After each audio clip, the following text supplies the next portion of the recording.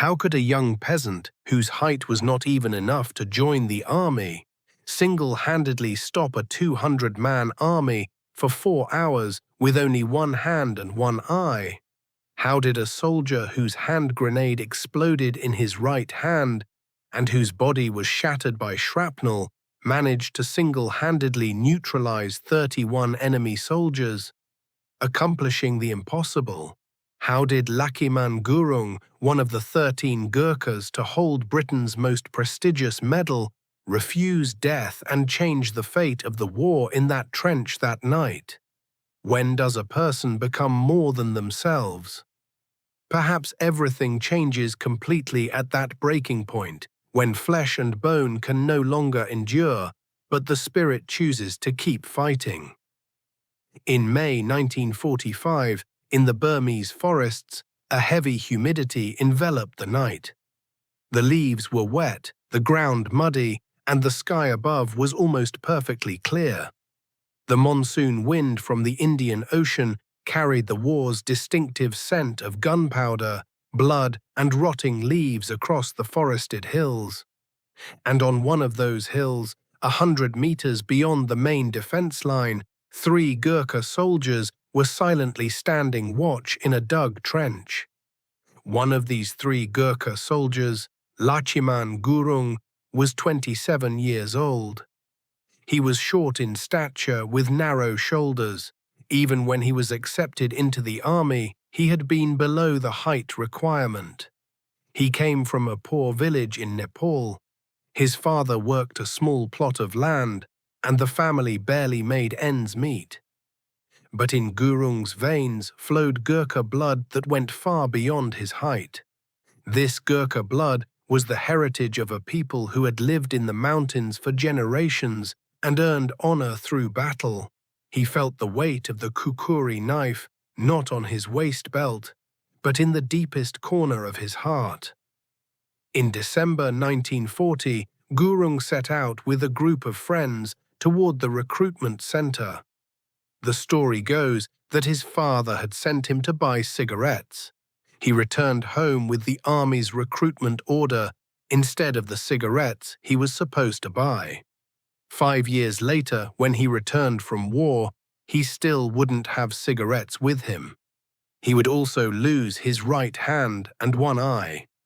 But on his chest would shine the highest honor the British Commonwealth could bestow upon a soldier.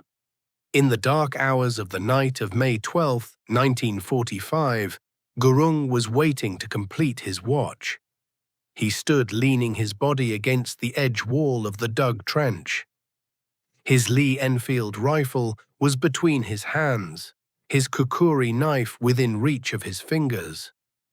Section Commander Naik Debasang Burura was waiting in his own trench a few meters behind. The villages left behind, the rivers crossed. The entire Burmese forest and everything else that remained seemed to converge and compress into this very moment. The silence was so dense that Gurung could hear his own breathing. After the intense silence, a sound was heard. Gurung could hear the rustling among the leaves and the boot sounds of soldiers trying to advance through the muddy path. The Japanese were approaching. At least 200 men were silently gliding through the forested area, infiltrating the naval company's defensive perimeter. Their target was this forward position, the most critical point of the entire line. If this position fell, the Japanese could flank the entire line from the sides and slaughter the 2 Gurkha companies that were surrounded from all directions. It was 1:20 at night. The first grenade drew an arc in the darkness and fell right next to Gurung's trench. Without hesitation, with the speed of an instant reflex, Gurung ducked his head. With quick hands, he grabbed the grenade that fell beside the trench and hurled it back in the direction it came from. The resulting explosion illuminated the forested area for half a second, and in that half second, Gurung saw the Japanese soldiers approaching them.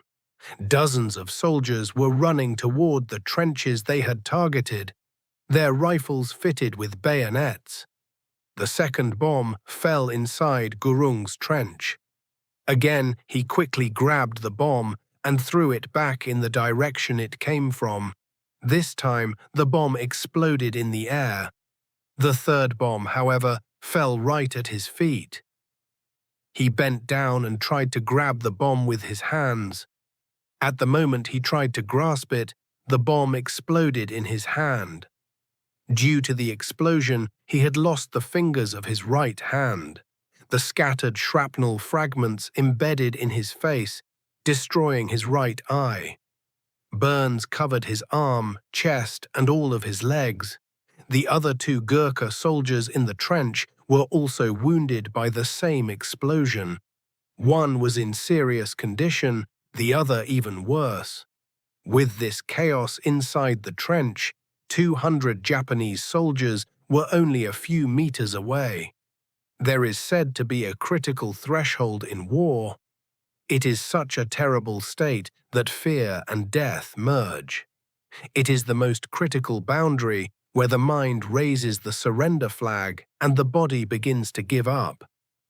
Medical science calls this shock. The state of the soul cannot describe it. Lachiman Gurung had crossed that critical threshold. Crossing to the other side, he chose to fight despite everything. He grabbed his rifle with his left hand and rested it against his hip. The Lee Enfield was a weapon designed to be used with the right hand. The bolt mechanism required the use of the right hand's wrist. Gurung's right hand fingers were severed, so with his left hand he pulled the bolt, loaded the rounds, aimed with his one remaining eye, trembling, feeling his blood flowing like a black river in the darkness, and fired his weapon. The Japanese did not find what they hoped to find. Dead or dying sentry soldiers were nowhere to be seen. From inside the darkness, in the Nepali language, came the voice of a Gurkha soldier rising in a shout. "Come, fight with a Gurkha." The Gurkha soldier was both shouting toward the direction where the Japanese soldiers were located and firing calmly but relentlessly toward the target. Several soldiers from the Japanese advance forces began to fall one by one after the opened fire. A ripple occurred in the Japanese ranks due to the shock at the scene that emerged. This brief state of ripple was valuable in extending Gurung's life by a few more minutes. Section Commander Naik Debasing Burura was watching from behind the trench. He had seen combat many times, had witnessed Gurkha courage many times, but this scene he was witnessing was something beyond courage. It was a kind of courage that began where logic ended. He tried to send his men to Gurung, but the Japanese fire was too intense. Anyone trying to reach the trench could lose their life halfway. Gurung had to fight alone. Hours passed. Gurung was firing, loading, firing again. When the ammunition in the weapon began to run out, he felt the ammunition chamber with his left hand. Tried to sense the rounds by touch, loaded the rounds, pulled the bolt, and began to wait. Each reload meant the Japanese could get a little closer. He had to calculate each stage of the loading process. The slower he was, the more dangerous it was. The faster he was, the higher the hit rate. Gurung was trying to balance the firing rate despite the pain he experienced, the blood flowing away, and his increasingly blurred vision. The Japanese continued to respond to Gurung's shots by throwing grenades. Gurung couldn't throw back the grenades coming at him because he couldn't use his right hand. He had pressed tightly against the trench wall. He was allowing the explosions to pass over him. He was exposed to more shrapnel fragments, causing more burns on his body. Gurung, paying no heed to either the shrapnel fragments or the wounds on his body, kept firing his weapon again and again.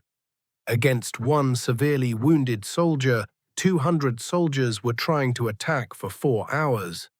The Japanese repeatedly launched assaults, only to be forced to retreat after Gurung's shots. After each retreat, the commanders would rally their men and send them in a new wave. Each time they encountered the same thing, the rifle sound coming from the darkness, soldiers falling to the muddy ground, and that voice of the Gurkha soldier who refused to give up, who wouldn't be silenced, who continued to defy. The corpses of Japanese soldiers piling up in front of Gurung gradually began to turn into obstacles. The Japanese taking shelter among the piles of corpses, all the soldiers trying to jump over the corpses, were within the range of Gurung's rifle. It was impossible to know exactly what Gurung felt at such a moment. Some soldiers who have participated in war and been wounded say that after a certain point, pain becomes unfelt. The body shuts down its senses because it cannot carry more. Perhaps such a state of numbness had descended upon Gurung. Perhaps he was feeling the pain anew with each bullet, but still kept firing his rifle regardless of the pain. Perhaps the secret of being a hero is not failing to feel pain. It is being able to continue relentlessly while feeling the pain. Who can know? Despite all the pain, numbness, and dozens of soldiers losing their lives, at 3 a.m. toward morning, the Japanese made a coordinated final push. This time, they were moving from different directions, advancing simultaneously with machine guns and grenades to suppress the Gurkha soldier's voice and level the trench where he had taken shelter. Due to the pain and weakness he experienced, Gurung was almost exhausted. His consciousness was coming and going. Blood loss was ready to swallow him. He no longer felt the fingers remaining from the explosion. But the Japanese soldiers were still coming, and his comrades in arms were still trying to hold on in the trenches behind. Gurung gathered his last remaining strength and began firing again. The Japanese retreated after the opened fire. This time, they couldn't regroup. The number of soldiers they lost was too many. That soldier in the trench ahead, who was waiting for death, but refused to die, one-eyed, one-handed but with his loud voice defying everything, had become legendary even in the eyes of his own warriors. The Japanese soldiers never wanted to pass through that point again. At dawn on May 13, 1945, the forest was slowly turning grey. The sounds of birds had ceased. Fog was crawling over the ground like a snake. Section Commander Barura and the other Gurkha soldiers were running in all directions, searching for one person. There was only one question in everyone's mind. Would they be able to find him alive? And there he was, Gurung, inside the trench, sitting among the empty shell casings. The Lee Enfield rifle was in his lap, his kukuri knife still within arm's reach, standing beside him. He had no right hand. He had also lost his right eye. He was covered in blood all over. With his one remaining good eye, he was looking toward the forest, thinking about the possibility that the Japanese might return. In front of the trench lay the corpses of 31 Japanese soldiers that a severely wounded soldier had killed in 4 hours with only one hand. Section Commander Barura would later write in his war diary, "Gurung fought like a demon, but he was not a demon. He was a Gurkha who tried to properly fulfill his duty."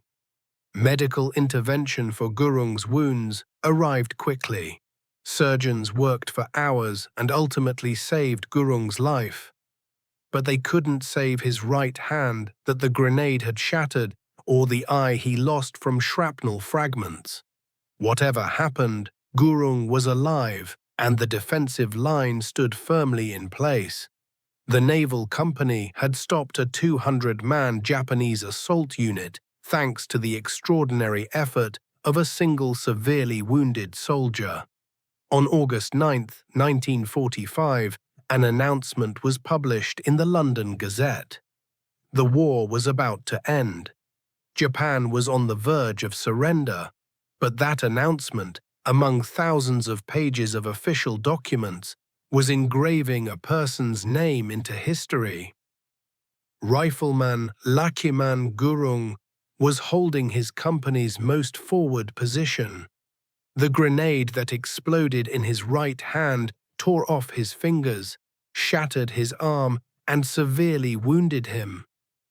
2 of his comrades were also wounded, but Gurung, despite being alone and despite his wounds, loaded and repeatedly fired his rifle with his left hand for 4 hours.